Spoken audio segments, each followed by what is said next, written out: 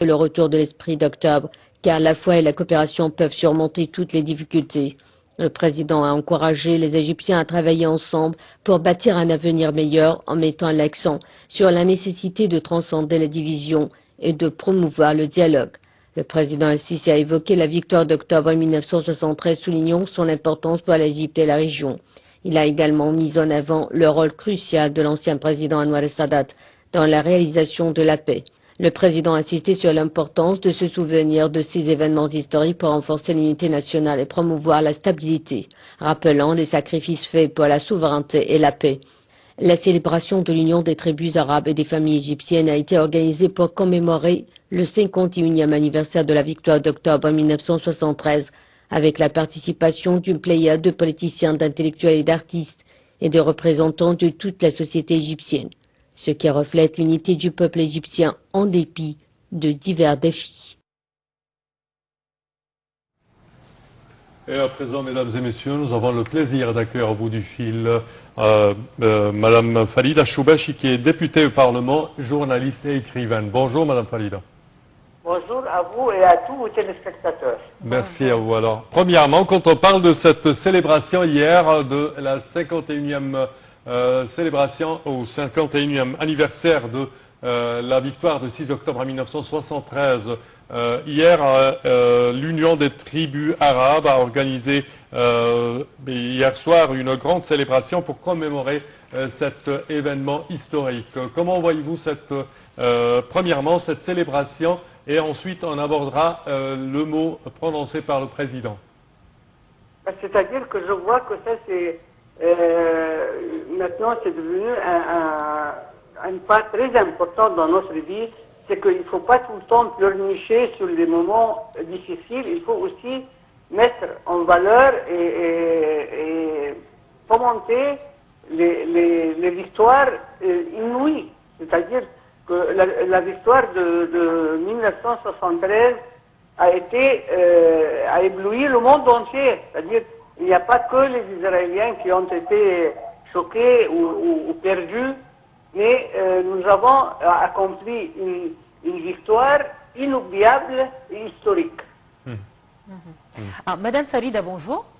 Bonjour. Alors, tout d'abord, je voudrais revenir sur le discours du président. Le choix qu'il a fait de participer à cette cérémonie organisée par l'Union des tribus arabes et le fait d'avoir bien choisi ses mots hier lors de son discours en parlant à une unité, à un engagement, à un espoir, à l'importance d'être soudés comme nous l'avons été lors de la victoire de la guerre qui aboutit à la victoire de la guerre de 73, tous ces messages-là ne sont pas vains. Il voulait certainement mettre l'accent sur ce qui se passe autour de nous, sachant que les divisions sont nombreuses et qu'il faut plus que jamais aujourd'hui être unis et plus forts.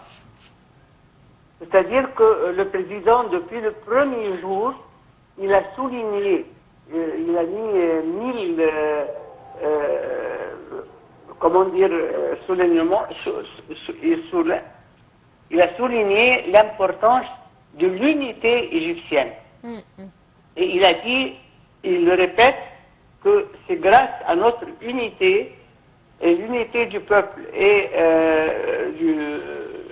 de l'armée, de notre armée historique aussi, ça c'est quelque chose qui nous permet d'être sûrs et certains que nous allons dépasser et, c'est-à-dire, comment dire, franchir toutes les difficultés et que nous sommes maintenant dans une situation vraiment très difficile, très très difficile. Alors quand on voit que le président ne perd pas confiance et il insiste à continuer les projets c'est-à-dire les projets dont l'Égypte a vraiment besoin, et qui permettent à notre pays d'occuper la place qu'il mérite, ça c'est vraiment quelque chose de très important. Et à mon avis, parce que moi je suis tout le temps les discours du président, son pari c'est sur l'unité du peuple égyptien avec son armée, avec tous. Nous sommes là à affronter n'importe quelle difficulté et quand nous sommes unis, nous emportons la victoire chaque fois.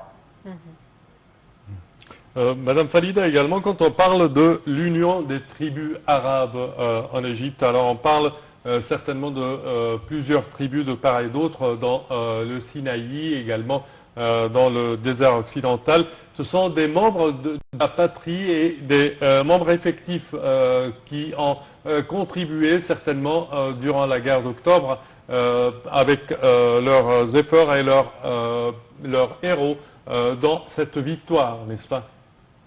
Bien sûr, il n'y a pas, c'est-à-dire, ni une section, ni une famille, ni n'importe quoi, ni, bien sûr, aucune tribu n'a pas participé à la victoire de l'Égypte. C'est ça le très important, et c'est pour ça que le président a fêté avec eux cet événement, et puis en plus, il a rendu hommage aux personnes qui ont vraiment, comme la dame qu'il a appelée, j'ai oublié le nom, c'est Haga Farhana, non? C'est ça? Exactement. C'est-à-dire, il a aussi, comment dire, il a montré comment il apprécie les devoirs et les réalisations par des Égyptiens, comme cette dame-là qu'il a aujourd'hui vraiment honorée en disant qu'on va appeler une partie ou une rue, je ne sais plus quoi, avec son nom. Oui. C'est-à-dire que le président apprécie beaucoup les sacrifices et aussi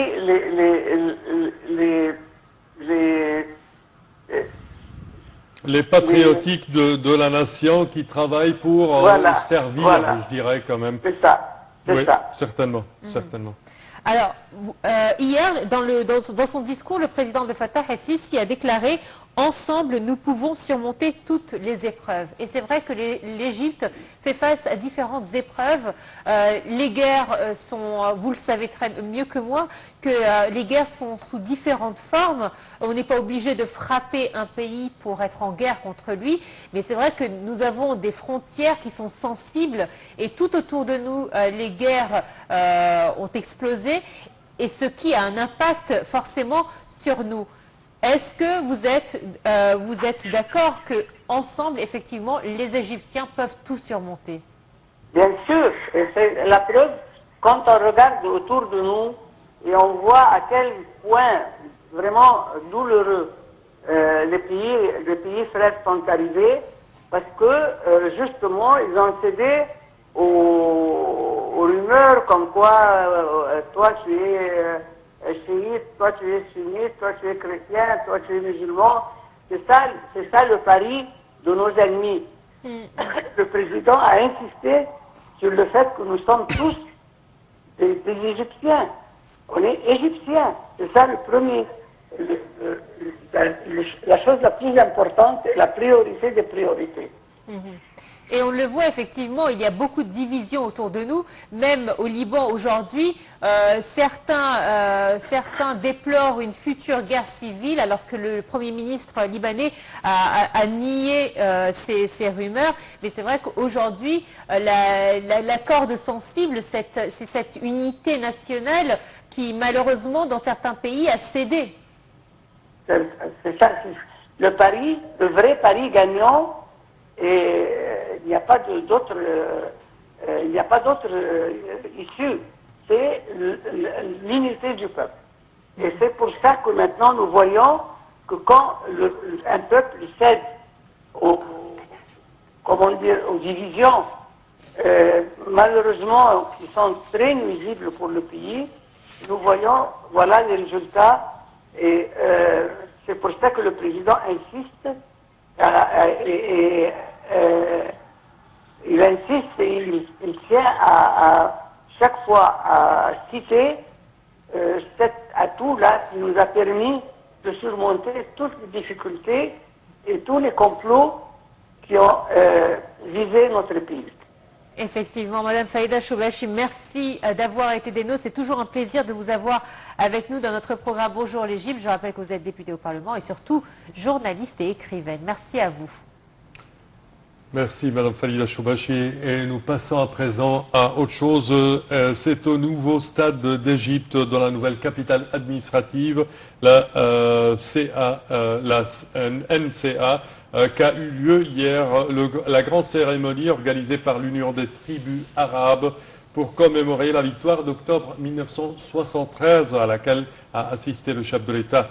Nous vous invitons à présent pour une balade sur le site du stade de la nouvelle capitale administrative, qui est le plus grand stade d'Égypte, le deuxième plus grand de l'Afrique, juste derrière le stade du FNB de Johannesburg, et le 14e du classement mondial.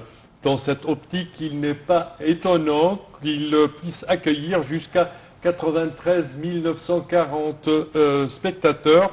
Il a évidemment pas dépassé le stade international du Caire, qui est le 9e plus grand stade d'Afrique. Voyons ensemble. Le stade d'Égypte, communément appelé le stade de la nouvelle capitale administrative, est un stade de la Cité olympique des sports d'Égypte, dans la nouvelle capitale administrative. Il a une capacité de plus de 93 940 personnes, ce qui en fait le plus grand stade du pays et le deuxième plus grand d'Afrique. Il fait partie de la Cité olympique internationale d'Égypte, un grand complexe sportif en construction depuis 2015. Il comprendra un terrain d'entraînement, 2 salles couvertes, dont une arène d'une capacité de 15 000 places, une piscine olympique et d'autres bâtiments, et est construit en vue d'une éventuelle candidature du pays aux Jeux olympiques ou à la Coupe du monde de la FIFA. La construction du stade a débuté en 2019 dans le cadre de ce grand complexe sportif olympique. Il a été conçu par les cabinets italiens Chesa Architectes et MJW Structure en partenariat avec les ingénieurs et consultants Cosmos E, qui avaient également travaillé sur le stade de la Juventus à Turin. Il a été conçu par les cabinets italiens Chesa Architectes et MJW Structure en partenariat avec les ingénieurs et consultants Cosmos E, qui avaient également travaillé sur le stade de la Juventus à Turin et le stade Paul Biya à Yaoundé au Cameroun. L'entreprise égyptienne Orascom Construction était l'entrepreneur principal. La revue de conception et la supervision de la construction par ACE Consulting Engineers, Moraham et Bakoum, le propriétaire et la gestion du projet EAAF. Le stade a été achevé fin 2023 et a accueilli le camp d'entraînement de l'équipe nationale de football égyptienne avant la Coupe d'Afrique des Nations 2023. Il a été inauguré le 22 mars 2024 lorsque l'Égypte a accueilli la Nouvelle-Zélande lors d'un match amical, les bâtons 1-0. Le stade d'Égypte est construit sur un plan elliptique. Le toit est inspiré de la coiffure et du collier royal de Néfertiti, la reine de l'Égypte ancienne. Le stade dispose d'une piste d'athlétisme.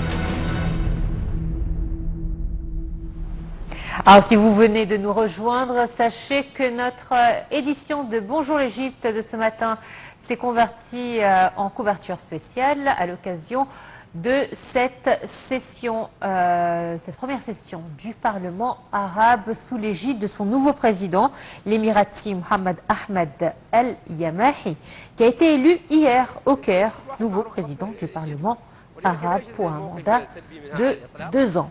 Alors, El-Yamahi, membre du Conseil national fédéral des Émirats arabes unis, a obtenu 53 voix contre 8 pour le Libyen Abdel Salem Nasser lors de la séance procédurale du Parlement arabe pour la première session de la 4e législature qui s'est tenue au siège du secrétariat général de la Ligue des États arabes au Caire. Il succède ainsi au Bahreïni Adel Ben Abdelrahman El Assoumi, qui a exercé 2 mandats consécutifs en tant que président du Parlement arabe. Ce nouveau président s'est engagé à déployer tous les efforts à même de renforcer la place du Parlement arabe dans le système de l'action arabe commune et à promouvoir une diplomatie parlementaire avancée et moderne qui défend nos justes causes devant toutes les instances régionales et internationales. Il a aussi souligné la nécessité d'une coopération et d'une solidarité entre les composantes du Parlement arabe afin d'être à la hauteur des aspirations des peuples arabes qui placent, je cite, en nous de grands espoirs dans cette conjoncture délicate que traverse la nation arabe. Cette session a également été marquée par l'élection de 4 vice-présidents et des responsables des différentes commissions. هؤلاء النواب زملائنا في اللجنة وكل واحد منهم يمثل دولة وكل واحد منهم بلغ رشده كل واحد منهم بلغ رشده ويمثل البلد بكامله لأن اللجنة مشكلة من عضو واحد لكل دولة بمعنى أن هنالك حصل أيام كانت 16 دولة عربية 16 دولة ممثلة ولذلك الطعن في أشخاص زملائنا والقول أنهم يمكن التلاعب بهم بهذه السهولة وأنهم يتعرضون للضغوط أو للتزوير هذا يخل بالمنظومة العملية الانتخابية كلها اللي حصلت أمس وبسمعة البرلمان العربي. Les relations entre l'Égypte et l'Algérie, 2 pays clés du monde arabe et de l'Afrique du Nord, ont connu une dynamique particulière sous la président Abdel Fattah el-Sisi au pouvoir depuis 2014. Cette période a été marquée par des efforts de coopération, des initiatives conjointes et un engagement mutuel afin de renforcer les liens bilatéraux entre les 2 pays et les 2 Oui, et les 2, vas-y. et les 2 peuples frères. Exactement. Et si je me permets, on lance ce sujet à l'occasion de la venue du président algérien. Aujourd'hui pour une réception officielle du président algérien en Égypte. Chers téléspectateurs, à présent, voyons ce commentaire. Historiquement, l'Égypte et l'Algérie ont partagé des liens solides ancrés dans des luttes communes pour l'indépendance et des visions similaires pour le développement arabe. Cependant, les relations ont été teintées de tensions à certaines périodes. Mais sous la direction du président Abdel Fattah el-Sisi, la volonté de rétablir et de renforcer ces relations a été une priorité. L'un des axes majeurs de la politique étrangère du président el-Sisi a été d'encourager la coopération économique. Les 2 pays ont exploré des opportunités de partenariat dans divers secteurs, notamment l'énergie, l'agriculture et les infrastructures. Des accords ont été signés pour faciliter les échanges commerciaux et promouvoir des investissements bilatéraux. L'Égypte, riche en ressources gazières, a vu un intérêt croissant de l'Algérie pour renforcer les collaborations dans le domaine énergétique. Les discussions autour de projets d'interconnexion énergétique ont été fréquentes, visant à optimiser les ressources et à garantir une sécurité énergétique pour les 2 nations. Sur le plan politique, l'Égypte et l'Algérie ont souvent coordonné leurs positions sur des questions régionales cruciales. Ce partenariat a été illustré par leur engagement commun dans des forums internationaux tels que l'Union africaine et la Ligue arabe. Les 2 pays partagent des préoccupations concernant la sécurité régionale, notamment en ce qui concerne le terrorisme et la stabilité en Libye et au Sahel. Le président a encouragé des initiatives destinées à renforcer la coopération militaire et sécuritaire entre les 2 pays. Des exercices militaires conjoints et des échanges d'informations sur les menaces sécuritaires ont été mis en place, témoignant d'une volonté de collaborer face à des défis communs. La diplomatie culturelle a également été un vecteur de rapprochement. Des programmes d'échange culturel et éducatif ont été instaurés, favorisant une meilleure compréhension mutuelle entre les peuples égyptiens et algériens. Cela inclut des collaborations dans les domaines de l'art, du cinéma et de l'éducation, contribuant à renforcer les liens historiques et culturels entre les deux nations. Sous la présidence du président de la République Abdel Fattah al-Sisi, les relations entre l'Égypte et l'Algérie ont évolué vers une coopération renforcée tant sur le plan économique que politique. Les deux pays semblent déterminés à travailler ensemble pour relever les défis communs et à promouvoir une vision partagée de développement et de stabilité dans la région. Cette dynamique positive pourrait servir de fondement pour une collaboration future encore plus forte, tout en respectant les spécificités et les aspirations de chaque nation.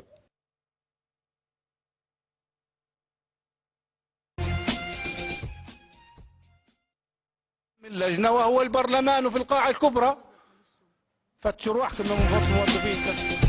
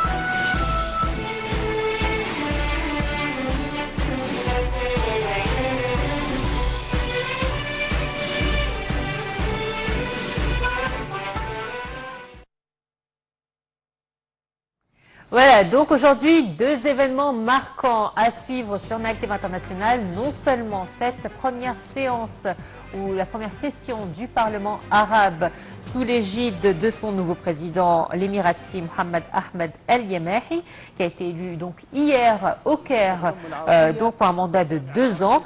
Et le deuxième événement, bien évidemment, c'est la venue du président algérien, Abdelmejid Tebboune, qui en est à sa deuxième visite en Égypte, signe d'une reprise des relations entre l'Égypte et l'Algérie après quelques années de tension. Bien évidemment, on va parler de tous ces événements à travers nos programmes ce matin. C'est ainsi que prend fin cette édition de Bonjour l'Égypte avec à l'image donc cette séance. Merci à vous, merci à toi Samer. Merci merci chers téléspectateurs et également nous remercions notre équipe pour aujourd'hui à la réalisation Hadia Ousmane et à la rédaction Dalia Karam. Merci chers téléspectateurs.